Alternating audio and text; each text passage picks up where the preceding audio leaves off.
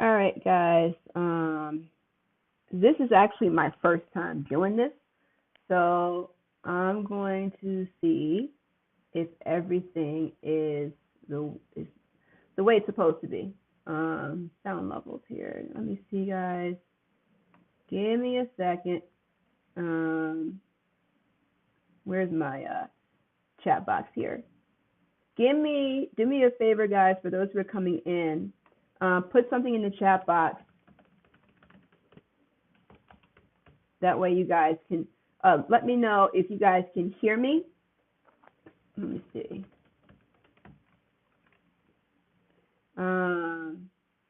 Just let me know. So I want to see who's in here, who's not in here, who can see me, who cannot see me. Let me see what this is here. Just give me some feedback in the comment section. I think you guys should hear me.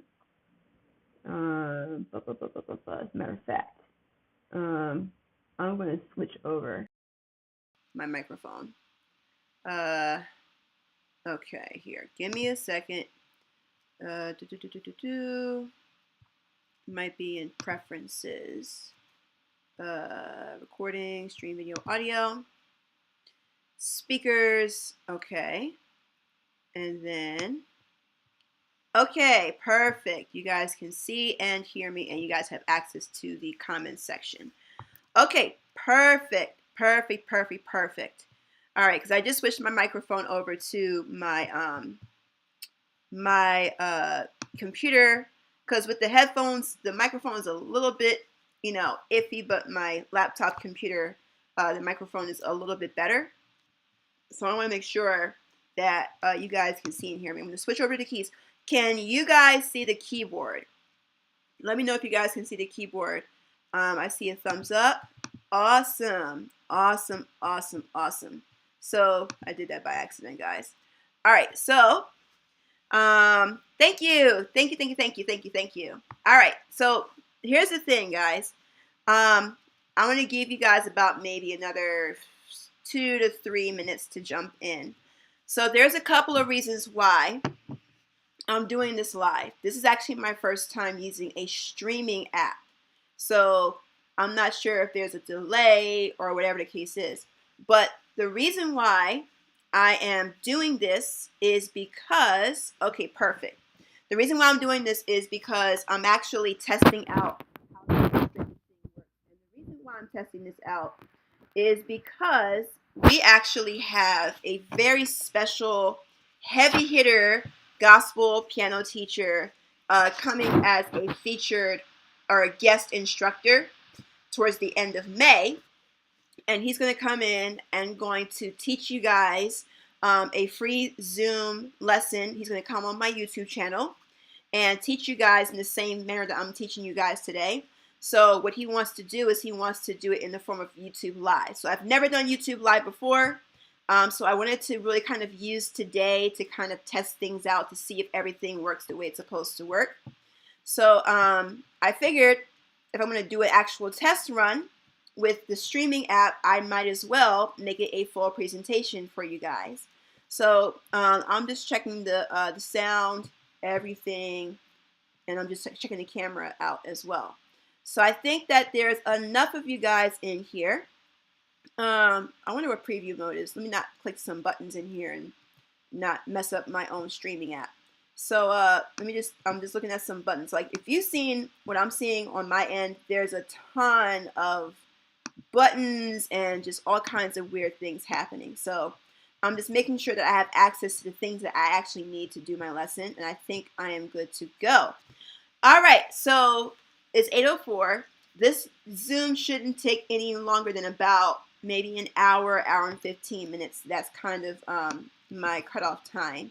And by the way, if you were on my email list, which I think most of you are, you guys will receive an official email notification for when that surprise guest instructor is going to be coming in towards the end of May. So if you're on my email list, you will get an email with the information on that that YouTube Live coming up.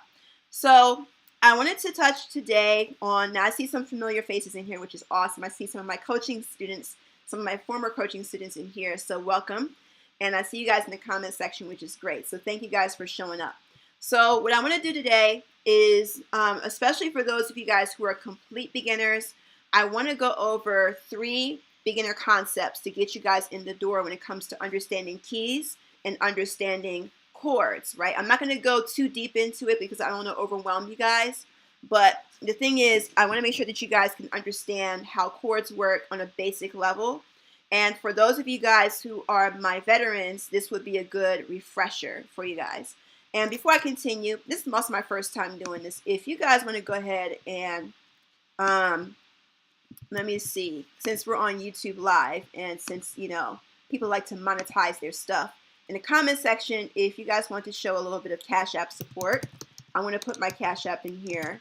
If you guys want to, if you guys enjoy the lesson, if you guys are really getting some value, you know, feel free to send some money my way. You know, nothing really crazy, but, well, you know, send whatever you want. If nothing, that's fine.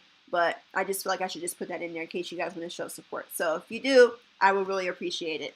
So what I want to go over first, before we really get into the nitty-gritty of chords, I want to introduce you guys, especially for those who are complete beginners, to actually naming the keys on the keyboard. So after I do each session, I'm going to just come in and see if you guys have any questions or anything like that before I move on to the next thing to make sure that you guys are following along. All right. So here, as you guys can see, I have my keyboard. As you guys can see, I have my new ring light, which is great. So, what we're going to do today is we're going to go over just the white keys, because the white keys are just enough, again, for you guys to understand kind of how the keyboard works, and, you know, enough to kind of show you guys how to use these keys to play chords by ear. So for those of you who are not aware that and let me know if you guys can hear the keyboard. Right? Let me know if that sounds clear. Just give me some feedback. If not, I can make some audio changes. But if it sounds clear for the most part, I think we should be good to go. So just give me some feedback in the comment section. So I was going to do some slides today, but I've done this presentation so many times, I just didn't feel the need to put some slides in here. So check this out. For those who don't know, to name the keys on the keyboard, if you have never learned how to name the keys and it feels like it's intimidating okay, great, you guys can hear the keyboard. Okay, you may see a keyboard that has a lot of keys to it. What you're really only seeing is just the same group of keys that repeat themselves over and over and over again. So if you think about the letters of the alphabet, right? If you think of just the first 7 letters of the alphabet, that's all the white keys are named after. It's just A to G, and it just repeats itself. Normally in music, the first letter that we learn or the first key that we learn is actually C. And there's a few reasons for that. I may not get into that into this webinar. But C will always be found in the same spot on the piano. So if you were to look at the black keys, if you notice that they are groups of 3, 2, 3, 2, 3, so on and so forth, you'll notice that these 2 black keys here, any 2 black keys that you find that are grouped together, C is always going to be the white key to the left of any of the 2 black keys.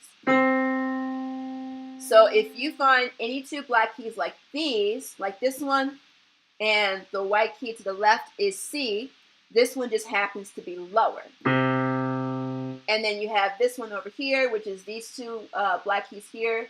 This white key to the right is also C, it's just higher, right? So what you're really looking at is the keys going higher in tone this way, going to the right, and the keys are going lower in tone, going to the left. Now what happens after C, the white key going to the right, is going to be D, just like the alphabet. After D is going to be E, just like the alphabet. After E is going to be F. After F is going to be G. And then what happens after G, let me just move this comment section here because I can't really see my full camera. All right. After G, what happens is the alphabet resets, and the next key is going to be the letter A. After A is going to be B. And then guess what happens? That B connects the next C. And then after that, the cycle repeats itself. So D, E, F, G, A, B, C, so on and so forth. So all you're really seeing is C, D, E, F, G, A, B, C, D, E, F, G, A, B, C, D, E, F, G. And that's all the piano is just those same, as far as the white keys go, it's just the same white keys that repeat themselves over and over again, either in higher tone or in lower tone. Now, one of the ways that you can practice naming your keys, especially if you are a beginner, is you can use C as your reference and then count your way up to wherever the next key is. So I'm going to do a little bit of an exercise to see if you guys have been paying attention and to see if what I've been saying to you guys makes sense so far. I'm going to point to a key, and then what you do is you start from C and then count your way up to that key, and then you tell me in the chat box, which key am I playing? With that said, what is this key? So remember, count from C. And my coaching veterans, please do not give them the answer. For those of you guys who are the beginners, I want the beginners who are learning piano for the first time to get it. I know that my coaching students in here, they know the answer, but I want the beginners to figure it out. So what would this key be here? It's not C. It's a different key. So I'm going to see if you guys can figure it out. I'm going to need somebody in the comments section to say something, because if you guys don't answer, I'm assuming you guys are stuck. All right, let me see what you guys got. We got some answers coming in. And we see Ms. Thelma says F. Christina says F. That is the right answer. For those of you guys who said F, that is the right answer. So when it comes to learning the keys, right, if you are learning music for the first time, then at first it's going to kind of take some time to really kind of figure out where the keys are. So you may find yourself having to use C as a reference for when you're first practicing. But what happens is when you're practicing the keys more and more, over time you'll find yourself not needing to use the letter C to figure it out. You'll kind of just know where the notes are because you've worked with them so many times. So I see that you guys are with me. That is great. All right, so that lets me know that you guys got the first part of the lesson. So you've already passed the first test. If you can figure out the white keys on the piano, everything else will be easy to figure out. Chords, melodies, riffs, scales, everything comes from those 7 keys and also the five black keys. All right, so I'm glad that you guys are with me on that. Now that you guys understand how the white keys work, again, we're not going to go over the black keys today, but as far as the white keys are concerned, what I'm going to show you with the white keys is going to be just as applicable to the black keys. So that is for something that you can learn a little bit later. Now, I want to introduce you guys to this thing called a scale. So if we were to go from C to C, right? And if we go C, D, E, F, G, A, B, C, what I've just played for you is what's called a C major scale. There are reasons why it's called major. It's all technical, which I'm not going to get into today. But just to kind of get your ear starting to kind of hear the difference between tones, I'll give you an example. A major scale sounds happy. A minor scale sounds sad. So that's like the beginning of your ear lesson there. But for this example, we're going to stick with the C major scale. It's called the C major scale because C is the first note. So when you're going in a scale, you're going from one key to the same key, just the next one up or the next one down. So C, D, E, F, G, A, B, C. I just traveled from one C to the next C, hitting each of the white keys in between. That is a scale.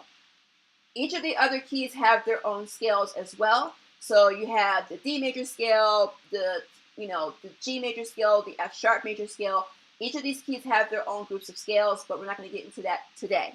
What I want to bring to you guys' attention, and even there's a way to play the C scale where you use each of your fingers, but again, that's not really what this lesson is about.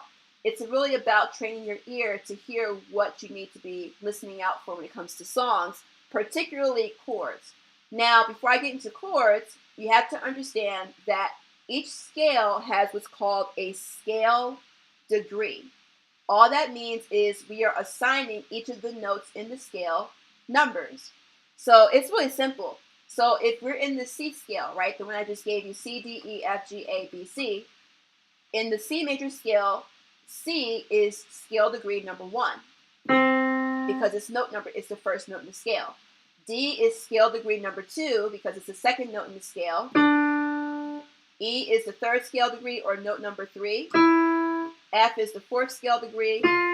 G is the fifth scale degree. A is the sixth scale degree. B is the seventh scale degree. And then C would be the first scale degree of the next scale. So we're back to note number 1, right? So for the C scale, C is number 1, then 2 for D, E is 3, F is 4, G is 5, A is 6, B is 7, and then C is back to number 1. And the reason why, and let me know if that makes sense, guys, because again, I know you're probably like, what does this have to do with chords? I'm about to get there. Let me know if that makes sense so far in terms of when you're dealing with a scale, right? Whatever the first note is of that scale, that's the first scale degree. Whatever the next note is, it's the second one. The next one is the third, fourth, fifth, sixth, seventh. And then the last note is just the first scale degree of the next scale going up. Let me know if that makes sense so far for you guys. And the reason why you guys need to understand scale degrees is because it will be super instrumental when it comes to navigating songs, whether you're listening for the melody by ear or even the chords by ear. Everything comes from scale degrees. So what I've just shown you is the scale degrees that are assigned to individual notes. And that's kind of like the building blocks for the chords, which I'm about to show you next. But I want to make sure that you guys are following along. Again, I know my coaching student veterans, they got it because they know this like back and front. They've been through my classes and okay, perfect. You guys say yes? All right, I'm about to put my kombucha down because as you can see, I'm about to get busy. You thought I was getting busy? I'm about to get busy with y'all. All right, great. So you guys understand the concepts of scale degrees. So now I can introduce you guys to the basics of chords. The types of chords there's different types of chords. There's, you've probably heard of these. If you dibble-dabble in music, you've probably heard of triads. You've probably heard of seventh chords. You've probably heard of, like, if you're into jazz, you've probably heard of ninth chords, 11th chords, all that stuff. Yes, but the second C could be considered number 8 for an octave. That is a very interesting concept. The octave is just referring to, or the number 8 is just referring to how many keys are in between C and C, right? So from 1, 2, 3, 4, 5, 6, 7, 8, an octave is just saying that there are 8 keys, or a distance of 8 keys between the first and the last note, right? But as far as scale degree goes, this would be scale degree number 1, and then this would be the first, of the next one. So hopefully that makes a bit more sense. Now, when it comes to chords, right? I mentioned that there are triads, there are seventh chords, there are ninth chords, there are 11th chords, I think there's 13th chords. It gets a little bit crazy. But the ones we're going to deal with today are the very beginner chords, which are called triads. And triads are just, as you might have guessed, 3-note chords. That's the prefix tri. It just has 3 notes in it. So let's take a C major triad, right? I'll just call it a C chord just to make it simple. A chord is going to have what's called a first, or a triad is going to have a first, a third, and a fifth. So what does that mean? If we are building a C chord, for example, right? One way to build a C chord, and C, the name of the C chord, the reason why it's called the C chord is because, hi Miss Barbara, how are you? So, the reason why it's called the C chord is because C is the root of the chord, right? And all you have to do is to get to the next note, you just skip a key and go to the to E, right? So we have a root, so we go number 1, 2, 3, and then go 4, and then 5, and that brings us to the third note of the scale, So now we have a C chord, which is the C major triad, that is C, E, and G. Right? That's not actually the way you're not supposed to play it that way. If you play it correctly, let's say we use our right hand. We use our thumb for C, our middle finger for E, and our pinky for G. If that feels uncomfortable at first, that's perfectly fine. If you're not used to playing chords, you will build mechanical skills over time. Right? So here we have an example of our first chord.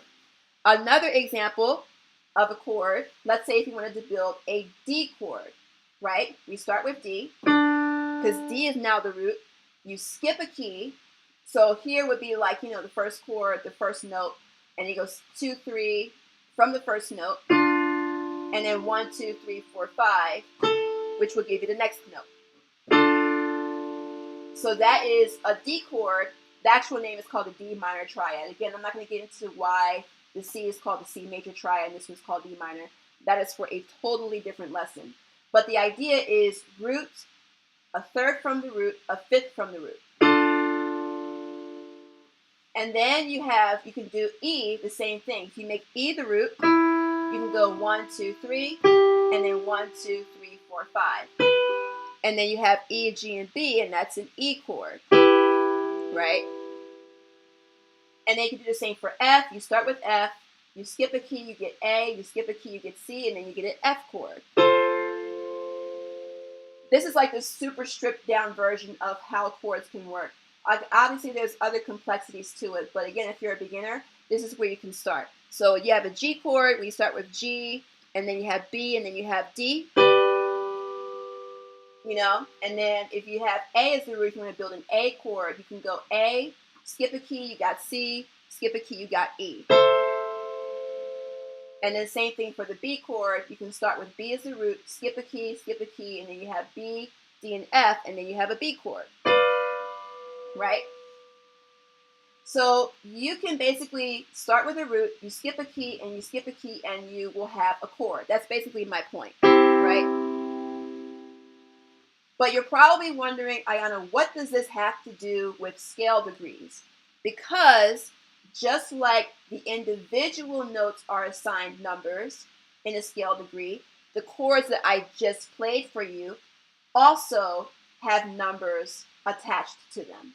So if we are in the key of C, which is what we've been working with this entire time, if the C note is note number 1, that means the C chord is also chord number 1. If the note D, or if the key D is note number 2 or key number 2, that means the D chord is chord number 2. If you go to E, if E is the third note in the scale, that means the E chord is the third chord of the scale. Same thing with F. If F is the fourth note in the scale, that means the F chord is the fourth chord of the scale. If you have G as note number 5, then that means G chord is chord number 5. If you have A as note number 6, that means the A chord is chord number 6.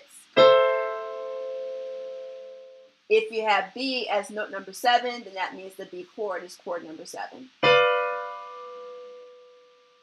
And then finally, we're back to C, which, as I've established, is note number 1, which means the C chord is also note number 1. So we have chord number 1, chord number 2, chord number 3, chord number 4, chord number 5, chord number 6, chord number 7, and then back to chord number 1. I want to check in to see if that makes sense for you guys. Do you guys have any questions so far? Because I'm about to kind of bring everything together as far as how the scale degrees and chords apply to actual songs, and how you can use the scale degrees and the chord degrees that I've just shown you to figure out the chords that are happening in the song. I'm about to get into that, but I want to make sure that you guys are, following along with me. Or if you guys have any questions, do you guys need me to kind of go over anything? There will be a chance to do a Q&A towards the end of the lesson, but I just wanted to make sure that you guys are good so far, because I don't want to be too far ahead and you guys are like, what is she talking about? All right, you guys say yes. I know Mr. Lynn, he knows this like the back and front of his hand, so I already know he got it. So, but I want to make sure that everyone else has it too. So this should be, all right, so Miss Barbara says yes. All right, so if you do have any questions, guys, because I'm constantly checking the chat box. If you guys do have any questions, just feel free to just throw it in there, and I will be checking to see. Very clear and understandable. All right, perfect. Yes, Miss Thelma. Miss Thelma is another veteran, so this is like cakewalk for her. But I want to make sure again that the people who are new to not just me but just to music are also following along. All right, so now that you guys are good. Oh, thank you, Mr. Vernon. Thank you so much. Oh man, this is where things get fun, right? So we've assigned these chords numbers, right? Some of you may or may not have heard of the term chord progression. So what chord progressions are is basically a series of chords that occur within a particular song. So what that means is if you are listening to a song on the radio, on Instagram, wherever you're listening to music, and you hear the chords in the background, and you can even hear when the chords are changing from one chord to another, what you're actually listening to, whether you realize it or not, is what's called a chord progression. And what a chord progression is just a series of chords that happen one after the other in a song. And guess what the chord progressions are identified by? The numbers that I just gave you. So when you hear musicians, whether it's in church or any other scenario, when you hear them calling out numbers, what they're actually calling out are the chords that I just laid out for you. Now, obviously, just like each key has its own set of notes, each key has its own set of chords. So the ones that I've just shown you belong to the key of C. The other keys themselves also have their series of chords that belong to them. Again, that is for a totally different session. And by the way, if you want to get into all of that, I do have an opportunity for you guys to learn more about the expanded version of what I'm showing you in other keys. But again, that's for the end of towards the end of the session. So here's what I mean by chord progression. I'm going to give you an example of what a chord progression might be, and then I'm going to show you guys how you can use this as a guideline or as a blueprint to pick out chords that are happening in a song. So one of the most popular chord progressions in, say, pop music is 1, 5, 6, 4. And I did not do the numbers in my fingers. So 1, 5, 6, 4. So what does that mean? That means that the first chord is chord number 1. The next chord is chord number 5, which in this case is G. The next chord is chord number 6, which is A, right next door. And then the next chord, chord number 4, is the 4th chord of the scale. Right? And you might have heard this chord progression somewhere, and if you have, that's because that's not by accident. So 1, 5, 6, 4 in the key of C is just C, which is chord number 1. G, which is chord number 5. A, which is chord number 6. And F, which is chord number 4. And then it just loops over. So if this sounds familiar, it's because this chord progression is used very frequently in pop music. I'll give you some examples. How many of you, well, I'm pretty sure a lot of you have heard the song Girls Like You by Maroon 5. Watch this. 'Cause girls like you run round with guys like me to sundown. When I come through, I need a girl like you. Yeah, yeah. Da, da, da. What's another song? This is one that I've demonstrated before. What's that song by, I don't even know the guy's name. I think it's Jason Mraz, something like that. The song is called I'm Yours. Oh, I won't hesitate no more. Guess what? hesitate no more, no more. It cannot wait. I'm yours, and not the thing to complicate. Our time is short. This is our fate. I'm yours. So if you think about it, the Maroon 5 song and the I'm Yours song are actually the same song, even though they're two different artists. They may even be played in two different keys, but I just played them in the key of C so you guys can hear the similarities. And you can hear how they both use the exact same chord progression, which is 1, 5, 6, 4. If you think about music theory, that is pretty much how music theory is summarized when it comes to listening to music.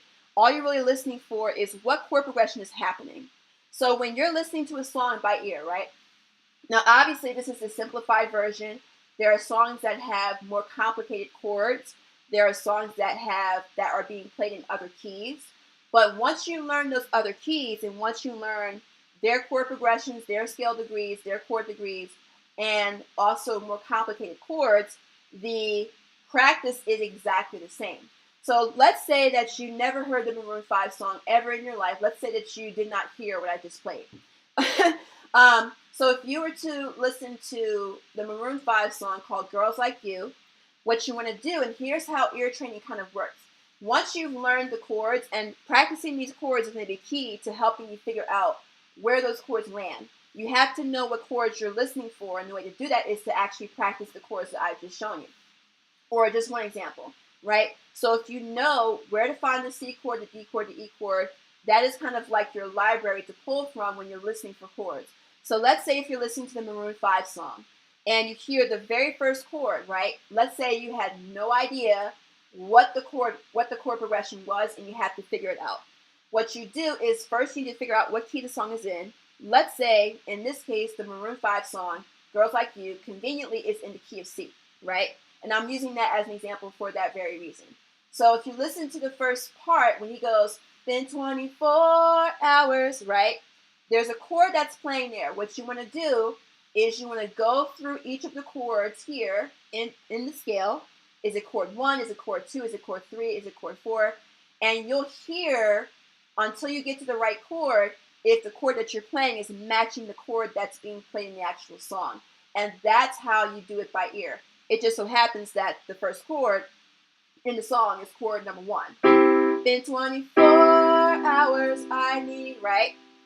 And then when he says, I need more hours, you'll hear that there's a change in the chord. So now you have to go back to your chord library and kind of just go through each of the chords until you hit one that matches the chord that's occurring in that part of the song.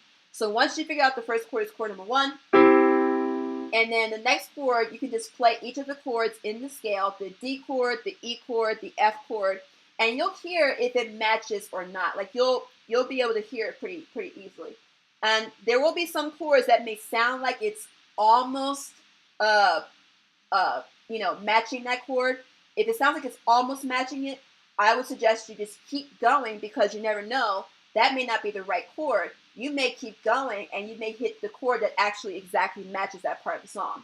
So once you figure that out, you may go, okay, when he sings, been 24 hours, I need, when he sings more hours, you may figure out it's not chord number 2, it's not chord number 3, it doesn't match with chord number 4, but it matches chord number 5. So, been 24 hours, I need more hours with you. And then the next chord comes in after he says with you, then there's another chord that comes in. All you do is you do the same exact process. You just work your way through the chords until you hear a chord that matches the chord that is occurring at that moment. And then you would just keep doing the same exact process until you get to the remaining chords. Now, the good news about this is that most pop songs have what they call chord progressions. They just loop. Once you figure out the chords that are happening, and usually it's just like 3 or 4 chords at a time, they just loop the same. The entire song is just those 4 chords. 1, 5, 6, 4, 1-5-6-4, 1-5-6-4, 1-5-6-4. The whole song. The verse, the chorus, the bridge, even going back to the chorus, even Cardi B's part is all the same 4 chords. So in that regard, the chords might be easier to learn than the melody, because the melody changes between the verses and the chorus and the bridge, but the chords stay the same for the most part. And same thing happens in like R&B music, same thing happens in gospel music. That's the reason why, if you ever notice, guys, if you're in church, if you hear certain songs, you're like, why does this song sound the same as the other song? Just the lyrics are different. The song title is different. That's mostly because in gospel music, it has its go-to chord progressions. And you have a bunch of songs that have the same chords that they just recycle. You guys have any questions so far? Let me know if that makes sense in terms of how you can use tools like scales, chord scale degrees, to be able to figure out what is happening in a song. I want to make sure that you guys are good to go before I move on to the next part, because this video is about learning any song as far as the chords go by ear. And this is how I do it, guys. If I'm learning a song for the first time, I go through the same exact system, where I go, what's the key of the song? Once I figure out the key of the song, then I'm able to narrow it down to what chords belong to that key in that scale degree, and then I just figure out those chords and, you know, be able to kind of just pick through it. But again, when you're falling into a particular genre, once you realize that a lot of the chord progressions are recycled, that's where you start to learn songs faster, because even if you hear a new song that gets put out on the radio, you might pick up that, oh, this song uses the same chord progression as this other song that I learned, and now your ability to learn new songs by ear start to speed up, because you realize that most of what you've learned in the past, whether it's, again, in gospel music, whether it's in R&B music, whether it's in, you know, pop music, you'll realize that most of the music that's been recorded, probably being recorded right now, that will be recorded in the future, will probably use the same chord progressions or close to it, which leads me to, okay, so he says, I'm with you. You explained it very well. So again, what I've shown you as far as how, you know, chord progressions and scale degrees go, what I've shown you is really just like the super stripped down version of how expansive music and piano really is. So if you imagine everything that I've shown you today was just in the key of C, right? We didn't even go into the majors and minors, because a major key and a minor key can change the entire energy of a song. So you kind of need to know the difference between the two. The other thing is, I've only shown this to you in the key of C, as opposed to if you were to listen to a song that you wanted to learn, you would have to know what other keys there are. If it's in a different key besides C, you would have to familiarize yourself with that particular key. So if you wanted to take basically what you've learned today to the next level, then I don't have slides today. This is just me talking, because again, I've done this so many times. I don't want to do slides. I want to just talk to you guys. So if you're sitting here like, you know, Ayana, this was great, and this really opened my eyes and helped me understand how piano works, especially when it comes to like chords and by ear, and kind of just getting my foot in the door. But I really want to be able to be so proficient in playing the piano that I want to be able to hear a song and be able to just play it, or even if you're writing music, right? Even if you're just trying to put music together, I want to understand the theory. I want to be able to pull from a theory where I can go right to the chords that I need to go to. I need to go right to the melody I need to go to, and I'm not picking my way through and hitting 90% wrong notes, right? Because there's a guideline to everything. So if this is something that you want, and especially if you are looking for more hands-on access, like you see how I'm talking to you guys, and you guys are in the chat box, what I have is actually a little bit next level. We'll be on a private Zoom room, and you guys will actually be in, you know, having your cameras on. Well, some of you may not want to have your cameras on, but you'll be able to actually talk to me, right? So with that said, if that sounds like you, if you're like, I want hands-on training, I want what you just shown me, but I want to be able to play any melody, basic melodies, basic chords, both hands together in all 12 keys, then I have something special for you. And for my folks who are my coaching program veterans, please vouch for me. So I would like to bring to your attention my piano Gold Coaching Program, right? So from a technical standpoint, what happens is if the program, the beginner level at least, goes for 6 months. So what that means is for 6 months straight, which in your case would start in June, at the top of June, and then it would go from June until the end of November. So a full 6 months. And what we do is we meet with a small class of us every Monday and every Thursday from 7 to 8 p.m. Eastern. So you get 2 1-hour live lessons with me on Zoom. You get to interact with me. You get to ask me questions. You get to kind of, be able to get that hands-on teacher student experience. And what we do is we go through each of the 12 keys, right? So again, I've given you like a crash course version of how the concepts work with chords and things like that. This was just me showing you how it works. What we do in the actual lessons is I give you scales to practice, I give you chords to practice, and I give you song examples, like actual song examples of Miss Ayana's great thing. Thank you so much. Thank you. So we actually do an application of what I'm teaching, and then what we do is in between, but I like to use the word challenges because people don't like to use the word homework. So what happens is I tell you, okay, based on what we've learned today, I want you to work on X, Y, and Z over the next few days. And what we have is a private community group where you're able to work on what you're working on. And if you want feedback from me before the next lesson, you'll be able to upload a short video from your phone of what you're working on, publish it in the group. I can see what you're doing. I can give you feedback within the group. And that way you'll be on track and making sure that you're good to go before we do the next lesson. So that's going to happen in between the lessons. So you'll be able to get this next in the chorus. And thank you so much. Thank you, Mr. Chase. Thank you. So you'll be able to get feedback from me, not just within the live lessons, but you'll also get feedback from me in between the lessons, outside of the lessons. That's the second aspect of it. So you got the live Zoom lessons, which if you've done Zoom, it's pretty simple. You got the live Zoom lessons. You have the private group where you get to participate and network with other musicians. The third aspect of my coaching program is this thing that we call, or I call, the Resources and Tool Center. I'm trying to see if I can, what am I, can I share my screen here? Let me see. Open System Preferences. I'm going to try to share my screen, guys, so I can show you what this looks like. Let me see here. Give me a second, guys. I hope this thing doesn't kick me off because this should have been done. Give me a second because I want to show you what the inside of the actual course looks like. And hold on, y'all. Hold on, guys. I don't know. Can you guys see my screen? What is this? Can y'all see my screen? Install system audio. I don't know what that means, but zoom in on screen using pinch something or other. Okay, I don't know why that's doing that. It should have shown you guys. Let me see, share screen. Okay, needs permission to share, capture the screen. I have permission to access contents of your Mac screen, grant permission. All right, hold on, guys.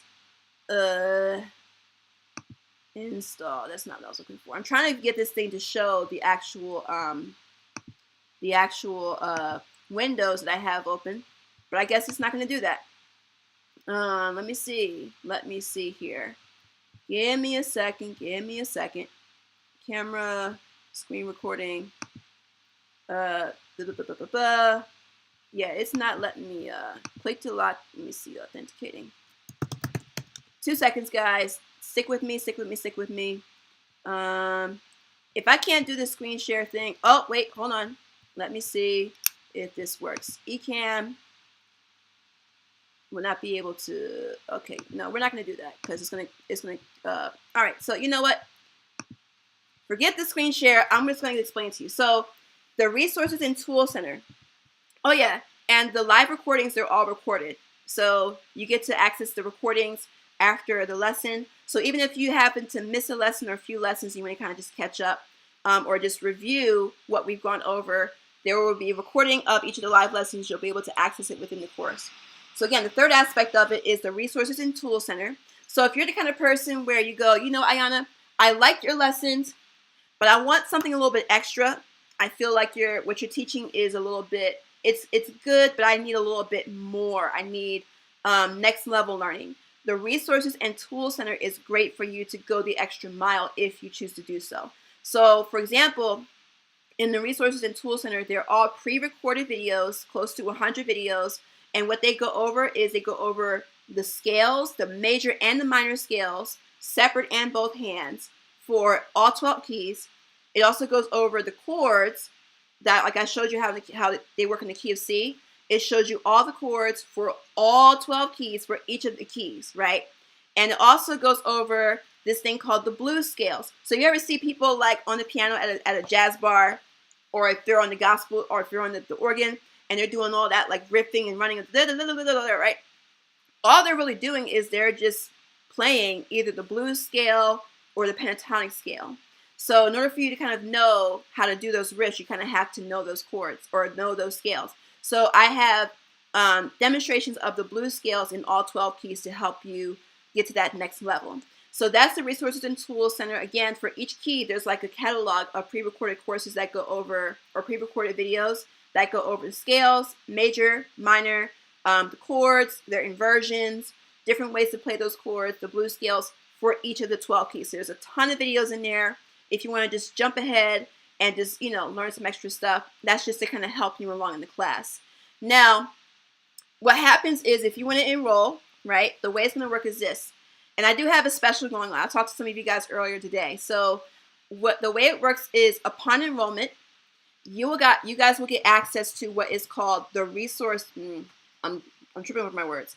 It's been a long day. The introductory series, the intro series.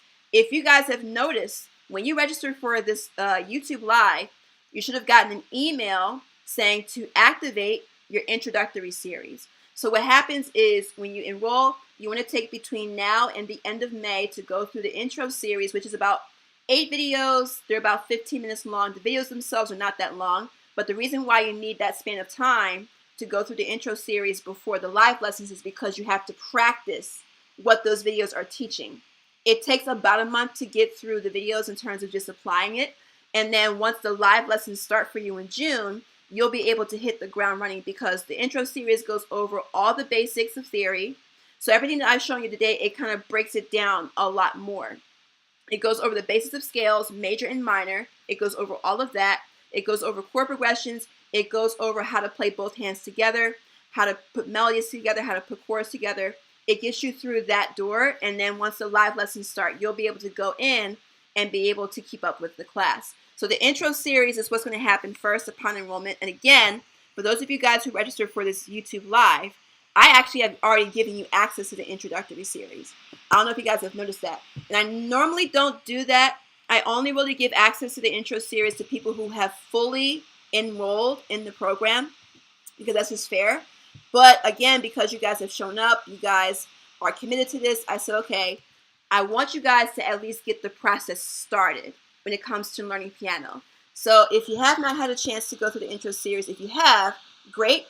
If you have not, you have an opportunity now. So what's going to happen is if you decide to enroll before this YouTube Live ends, you will continue to have access to the intro series that you already have in your account. If you decide not to enroll in the Gold Coaching Program tonight, what happens is after a certain time, you will be locked out of the access for the intro series. So if you want to maintain access to that and kind of just get the ball rolling, it would be in your best interest to at least consider enrolling in the full coaching program. So now we got into the big question of the night. How much is the 6-month program? How much is all this going to cost? Now, keep in mind, guys, if you were to go to any other teacher and get 50 lessons out of them, the going rate is going to be no less than $70, $80 an hour. And I can guarantee you, the way that I teach in this class, the purpose of me condensing it into 6 months is because I want to condense the time it takes for you to learn all 12 keys. Any other teacher would have purposely, and I've seen this happen, they will purposely drag out your time with them because, well, they have to make their money, right? So their way of making money is to try to keep you for as long as possible and getting you to pay for as many lessons as possible. The way that I make my money is to give you guys and deliver your results as soon as possible, because that's going to incentivize you to stay and move on to the intermediate level. So what another teacher might drag out for 2 or 3 years in terms of learning all the keys and the chords, if they teach it to you at all, I'm going to condense it to you guys to 6 months, and I'm going to simplify it and make sure that you guys get right to the nitty gritty.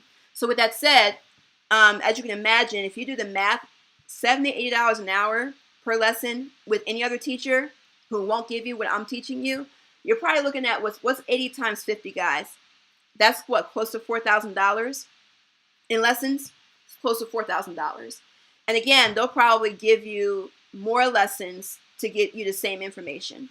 And what I'm going to give you guys today is not going to be anywhere near that amount. Now, normally, my veterans know. So normally the pricing for the Gold Coaching Program, the entire 6 months, is normally, and that includes all 50 lessons, is normally $2,200. But if you decide to enroll, and I did tell you guys there would be a chance to enroll before this live lesson too, so I prepared you guys. But I do have an incentive-based discount where if you enroll on this YouTube live, I can give it to you for just a one-time $1,900. And there will be payment plans available. So for those of you guys who, I'm going to put in, I'm going to put in the enrollment link here, and I'm going to put it in the chat box. You can use that same link to either do the one-time payment of $1,900 that just gives you, and that's not recurring, guys. There's no like, oh, $1,900 today and another $1,900. It's just a one-time payment. At the same code, the same link, and let me know if that link is working for you guys too. It should have activated. But what happens is if you go to the link and if you need payment plan options, which usually comes in about maybe like 6 months.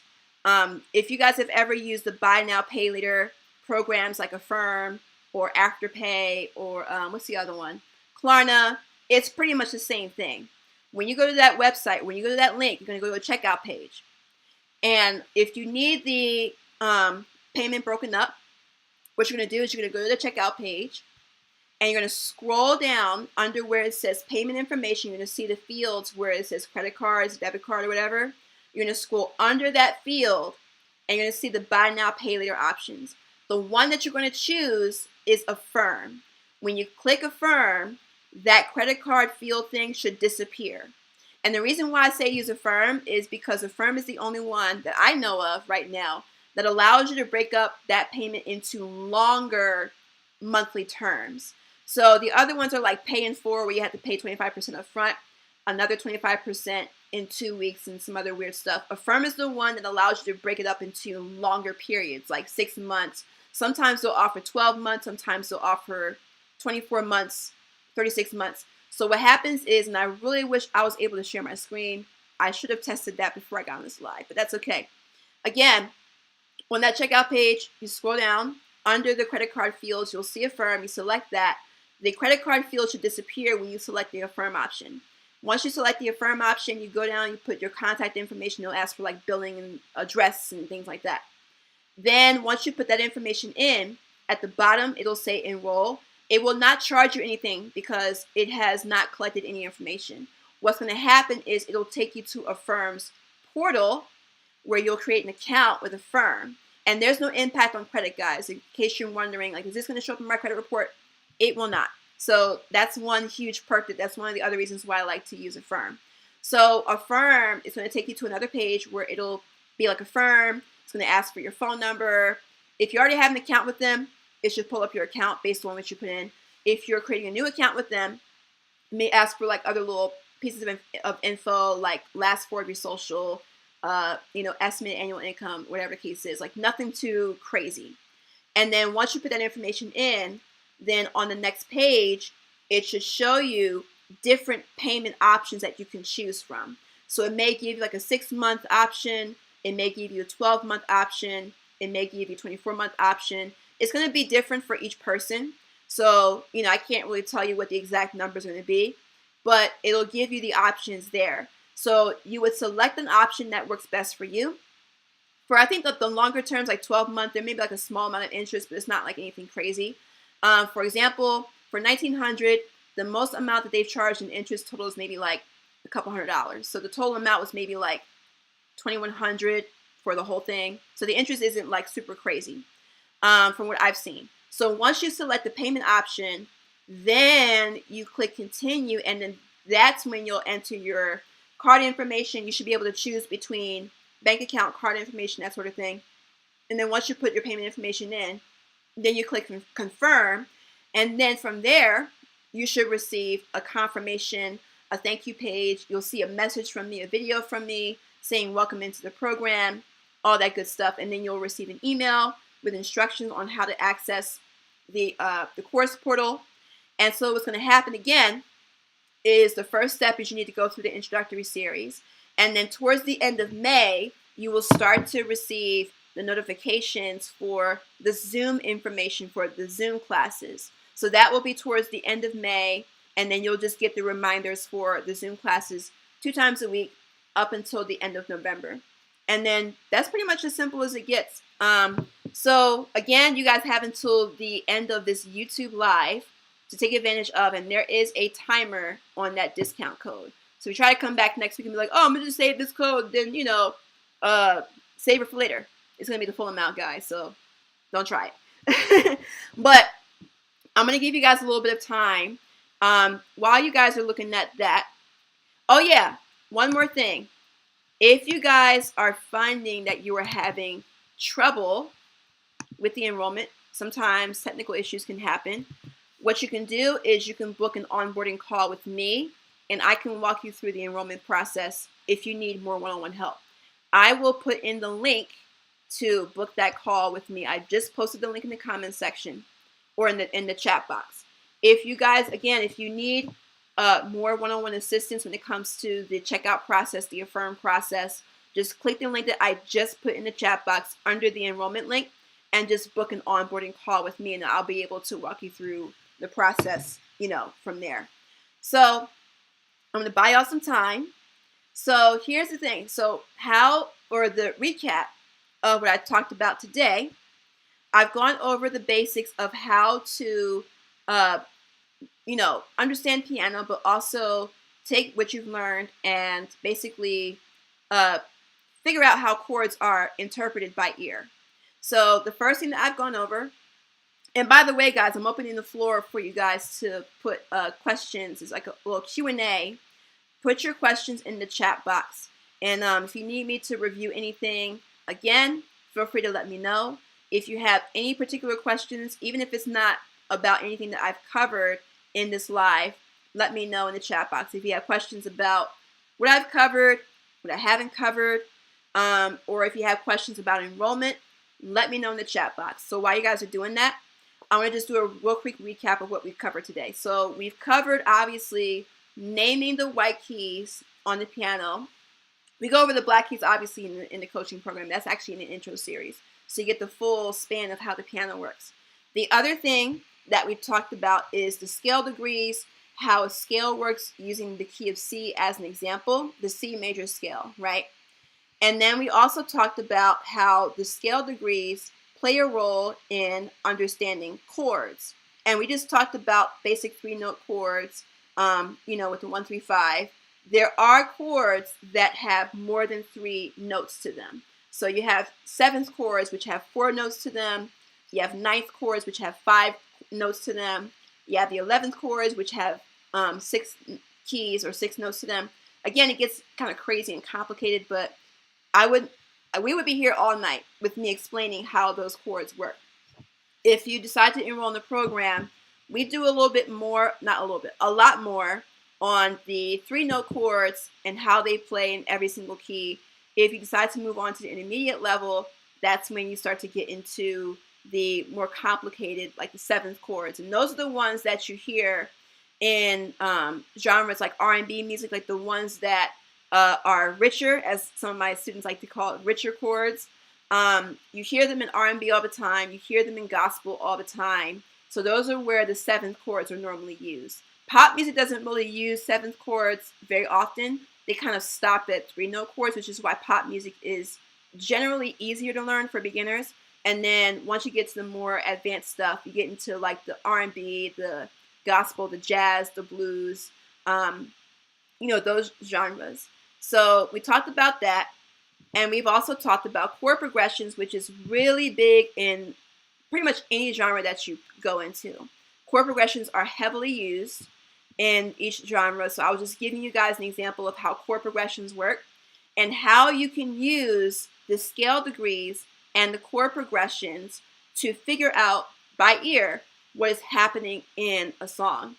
And chord progressions aren't really referenced in sheet music because in sheet music, they give you the notes to play. So there's no reason to use chord progressions in sheet music, even though chord progressions do happen in sheet music. But again, we don't interpret it in the sense of like, oh, here's chord 1, chord 5, whatever the case is. They just give you the notes in the sheet music.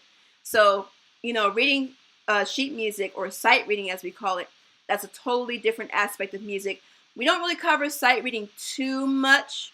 But again, if you think about sheet music, it's just the written version of what I just explained to you. That's all it really is. So it's just like any other language. When you're talking, you can speak music, which is equivalent to playing music. You can hear someone else talking to you, which is equivalent to hearing music, right? Hearing notes, hearing chords, hearing melodies, and being able to relay it on the keys. Reading sheet music is equivalent to like reading a book. You're just reading it on paper. So same parallels to understanding music as there are to understanding a particular language. Because if you think about it, music is a language. So again, that was pretty much what we covered. Did any of you guys have any questions? If you don't have questions, let me know if at the very least this YouTube live was very helpful. Is that a spear? You mean the light? I'm not quite sure if what you're referring to as far as a spear. Just give me more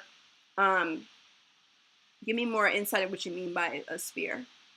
As a matter of fact, let me turn this ring light off. I don't need it anymore. So if that's what you were referring to, that was just a ring light.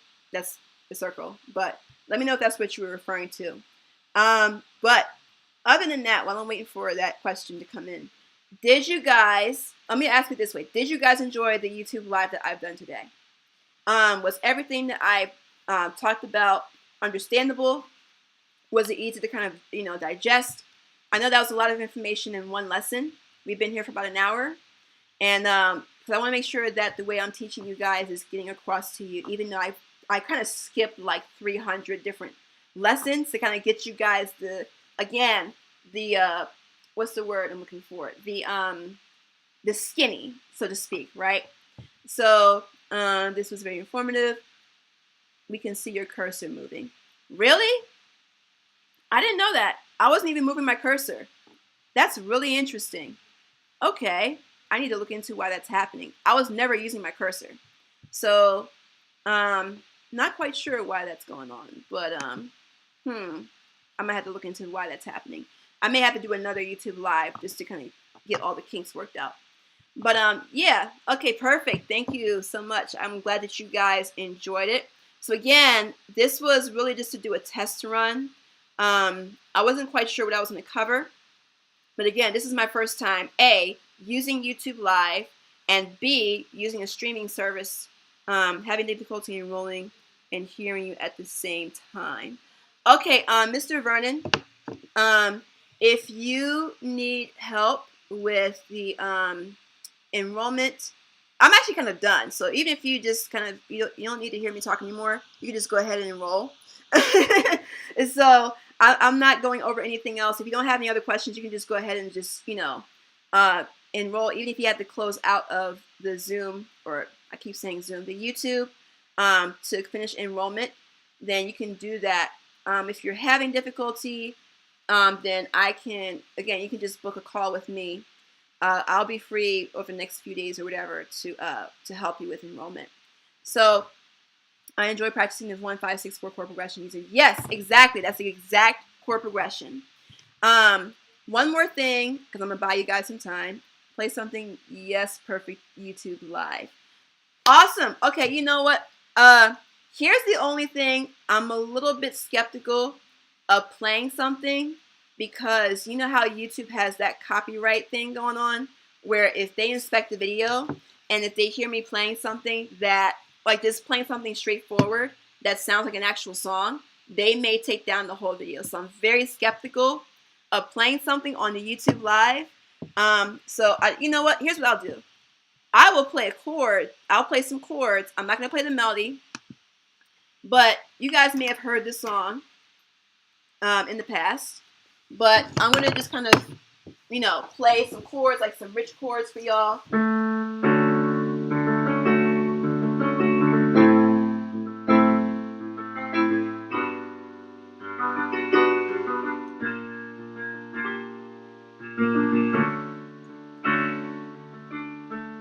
me see if I can switch to a different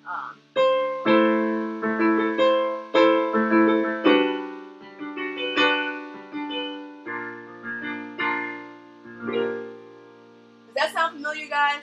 Let's see if you guys can figure out what song that might be.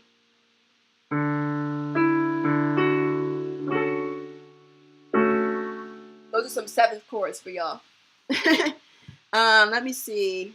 YouTube just sent me a notification.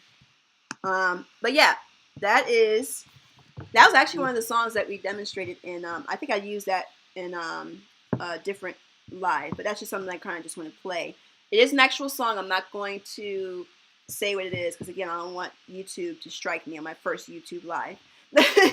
So that's to kind of just give you, and what I just played, that was just me kind of improvising.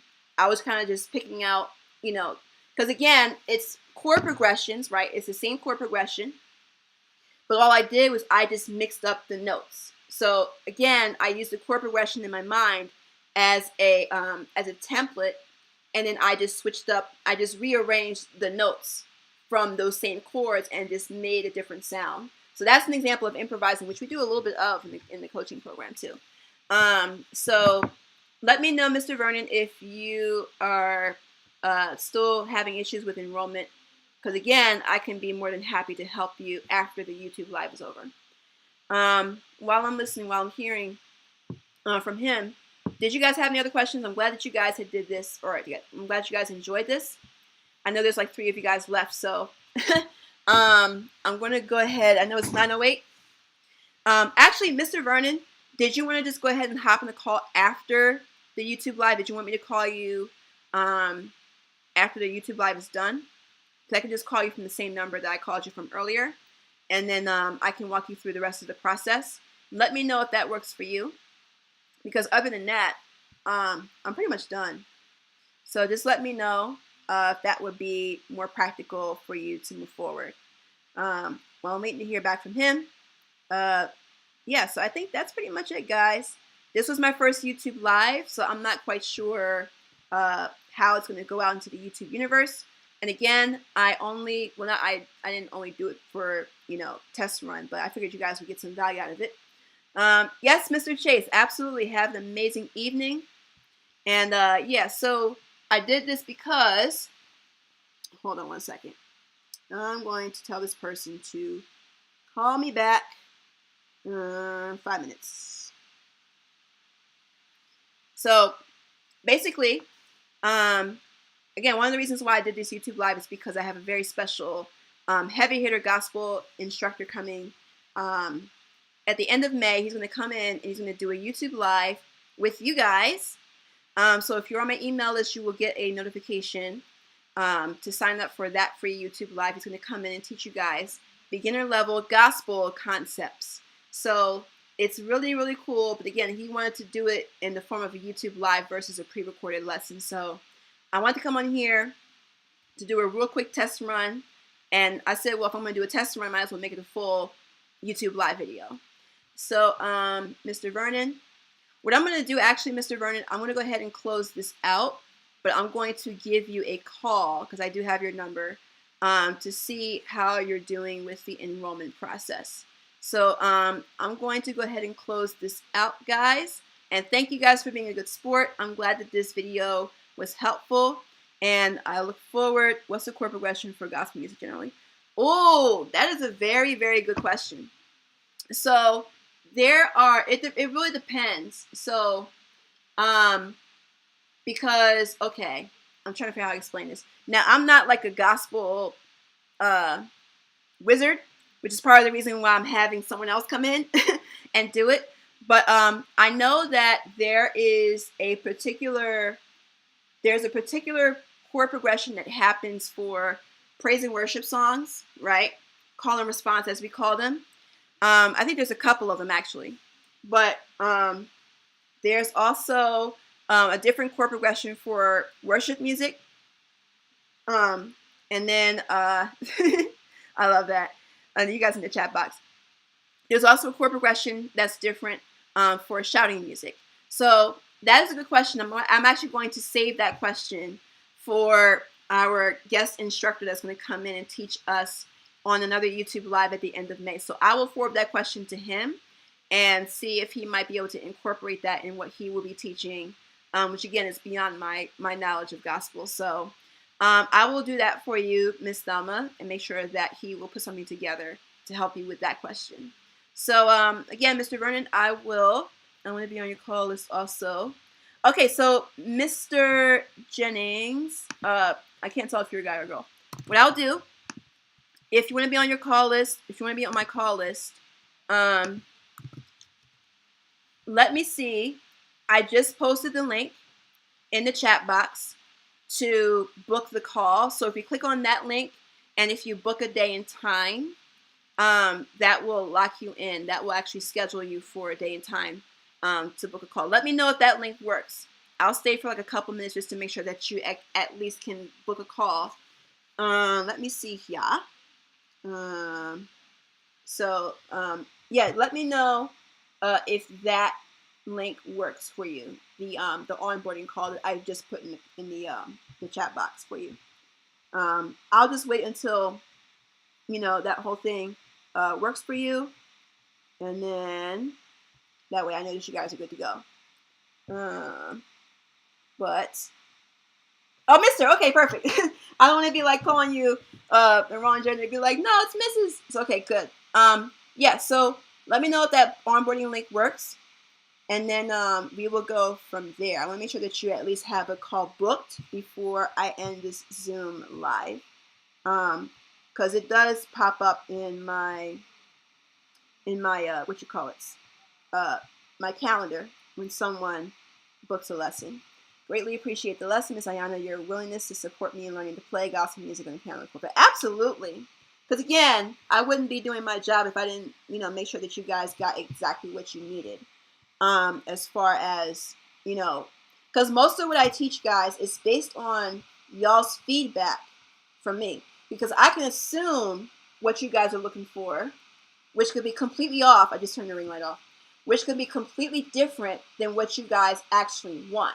So the premise actually of my coaching program is based heavily on the feedback that you guys give me, which is part of the reason why I even started the program to begin with, because a lot of you guys are coming to me and saying, hey, I want to learn about chords, chord progressions. I'm going to be able to play by ear. I'm going to be able to play melodies, all that stuff. So all the feedback that you guys have provided me at the time that I started or I launched the coaching program was based on what you guys were telling me that you wanted to learn.